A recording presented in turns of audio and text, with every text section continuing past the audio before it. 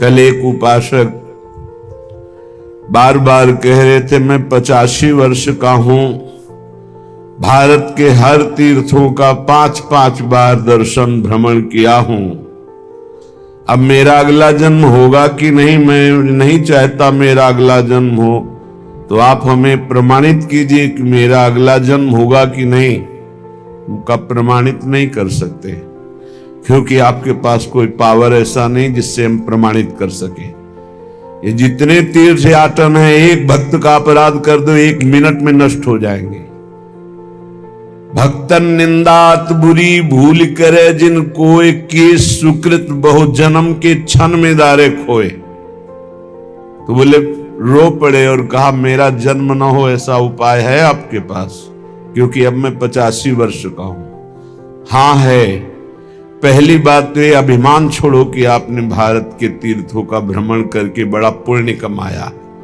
ये जो गान कर रहे हो बिल्कुल तुम्हारे पास पुण्य एकत्रित नहीं हो रहे, सब नष्ट होते जा रहे हैं। और दूसरी बात, राधा राधा राधा आज से रटना शुरू करो।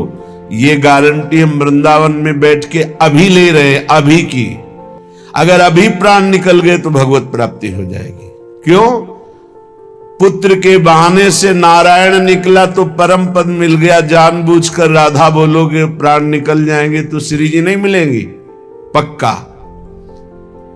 नाम सुमिरन करते हुए प्राण छूट जाए, निश्चित भगवत प्राप्ति है। गर्जना है शास्त्रों में इस बात की। तो उन्होंने कहा नाम जब तो हमसे नहीं होगा, तो हम कहा फिर तैयारी कर लो अगले जन्म की। बात बनाना आता है, नाम जप करना नहीं आता है। बार बार बोल रहे हो मैं तीर्थों का 5-5 बार भ्रमण किया, इतना अहंकार है तो रह क्या गया तुम्हारे पास? नाम जपने की रुचि तक नहीं आई तो तीर्थों ने पवित्रता क्या की तुम्हारे हृदय में? क्या की साधनों ने पवित्रता? पवित्र हृदय का परिचय होता है भगवान नाम में प्रीति हो जाना। सो सब धर्म कर्म जर जाओ, जहां न राम पद पंकज भाऊ। भगवान के चरणों में भाव नहीं जुड़ा तो आग लगे ऐसे धर्म कर्म में।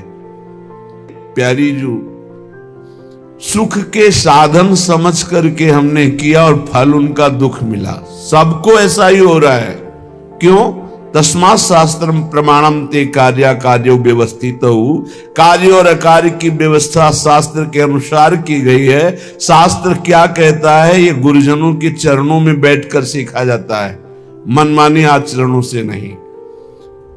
आपने गुरु बनाया तो उन्होंने कहा आज तक नहीं, तो सब का सब कोरा हिसाब है। बिना गुरुदेव का आश्रय लिए कोई आवागमन चक्र से मुक्त हो सकता है? चाहे भगवान शंकर जैसा ज्ञानी हो, ब्रह्मा जैसा चतुर विवेकी हो, चाहे शिव विरंच सम होई, गुरु बिनु भवनिधि तरह न कोई। गुरुदेव के चरणों का आश्रय लिए बिना अविद्या पर विजय प्राप्त करना असंभव है। गुरुदेव की कृपा भीनी दृष्टि मात्र ही देहाभिमान का नाश कर देती है। ये सच्ची तुमसे हाथ जोड़ के कह रहे, प्रभु के नाम, प्रभु की लीला कथा श्रवण और प्रभु की सेवा के सिवा इधर उधर मत मन लगाना, नहीं तो जीवन बर्बाद हो जाएगा। ये सब केवल नाटक है भैया। पर्दे के बाहर कुछ है, पर्दे के भीतर कुछ है। नहीं नहीं, बिल्कुल नहीं। हम आपसे सत्य कहते, खूब बड़े बड़े महापुरुषों का संग किए, कभी इतनी नौटंकी नहीं देखी महापुरुषों में, कोई नाटक नहीं देखा। सत्य बात है। श्रवणम कीर्तनम ध्यानम हरेर अद्भुत कर्मणा। अद्भुत कर्म करने वाले भगवान श्री हरि का नाम जप करो, उन्हीं के गुण कीर्तन सुनो, उन्हीं का मंगल। बोले हम धर्म ट्रांसफर कर रहे हैं, हमारे धर्म से पता नहीं कहां का भोजन खा लिया कि बुद्धि भ्रष्ट हो गई। गर्दन कटा ले अपने धर्म में, उसे धर्मात्मा कहते हैं। बोले हमारे को सुख नहीं मिला इसलिए हम वहां कुछ किलो चावल मिल गए, कुछ रुपया मिल गए, कुछ पैसा मिल गए, और तुम बोलने लगे कि हम अमुक धर्मावलंबी हो गए, हम अपने सनातन पद्धति को छोड़ दिया। कभी जिंदगी में ऐसे नहीं। गर्दन कटवा दे, धर्म का स्वरूप समझो, तब भगवान प्रसन्न होते हैं। अपने धर्म के लिए सर्वस्व क्या जानते हो हमारे सनातन धर्म को?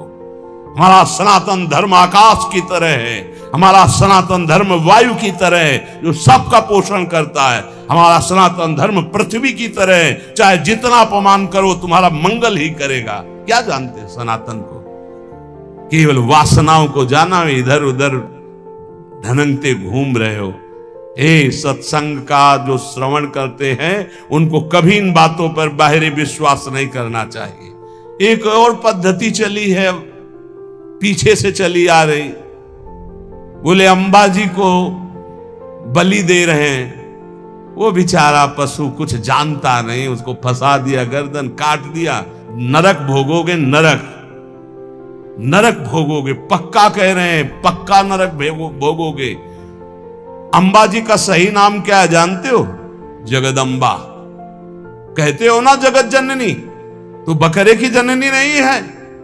ऐसे साधारण अम्मा भी नहीं होती थी, जगदम्बा कैसे हो जाएगी? मूर्खो, अपने हाथ से काटा था अंबाजी ने जब जड़ भरत जी की बलि देने जा रहे थे ना, तो स्वयं भद्रकाली प्रकट होकर अपने समस्त उपासना करने वालों के गले काटे थी।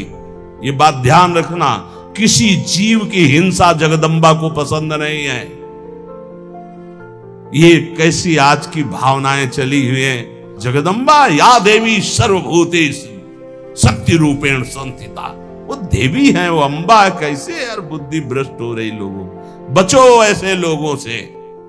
प्रसाद में अभक्ष पदार्थ देते हैं कि अंबाजी का प्रसाद है, अंबाजी का एक बात प्रसाद पा ले तो बुद्धि शुद्ध हो जाए और मोक्ष पद का अवलंबन करे। ते बताए आज है अक्षय तृतीया, आज भगवान को चंदन अर्पित किया जाता है। प्रियालाल को आज चंदन चर्चित किया जाता है अक्षय तृतीया को। तो सबसे बड़ी शीतलता प्रदान करने वाली होती भजन वृत्ति। हमारी तो आंतरिक बात यही कि खूब आज भजन करो, उसका दान करो, तो उसका कई गुना फल कर आपको लाभ मिलेगा।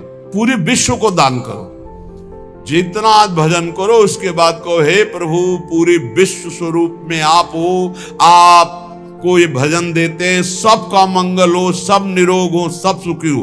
वो जाएगा कई गुना बढ़ करके पूरे विश्व का सुकृत लेके आपके पास आएगा। इसलिए भगवत प्राप्ति होती है उन संतों को जो अपने लिए भजन न करके जगत के लिए भजन करते हैं। पर इसके लिए हिम्मत चाहिए। बोले सुबह से उपवास किए भजन हम कर रहे हैं, हम पूरे संसार को भजन दे दें। तो जब आप पूरे संसार को देंगे तो पूरे संसार का सुकृत आपके पास लौट करके आएगा, तो आप बहुत बड़े सुकृतवान, बहुत बड़े कृपा पात्र हो जाएंगे। स्मरन्ता स्मारयन्तश्च मिथौघौघहरं हरिं भक्त्या संजातया भक्त्या विभत्युत्पुलकां तनु। जो खुद भगवान का स्मरण करता है और दूसरों को स्मरण कराता है। अपने लोगों की तो पद्धति पहले ही बोले राधे राधे राधे राधे राधा राधा, तो हम जब बात करें तो पहले नाम उच्चारण। स्मरन्ता स्मारयन्तश्च, स्वयं स्मरण करें और दूसरों को स्मरण करावें तो प्रभु राशि राशि पापों का नाश कर देते हैं। ये पाप तो दुख देते। इस प्रकार साधन भक्ति का अनुष्ठान करते करते शरीर पुलकित हो जाता है, पवित्र। तो क्वचिद रुदत्यं च्युत चिंतया क्वचित धसन्ति नंदन्ति वदन्त लौकिकाः नृत्यन्ति गायन्ति अनुशीलयन्त्यजम् भवन्ति तूष्णीं परमेत्य निर्वृताः। जो दूसरों को भी भगवत स्मरण कराता है, खुद भगवत स्मरण करता है। अब एक ने कटाक्ष किया इस बात पर कि आप एक जगह बोलते अपने भक्ति को छिपा के रखे, एक जगह कहते दूसरों को भी नाम स्मरण कराइए, खुद स्मरण कीजिए। तो आपकी इन दोनों बातों का मिलान नहीं बनता, तो इसका मतलब क्या है?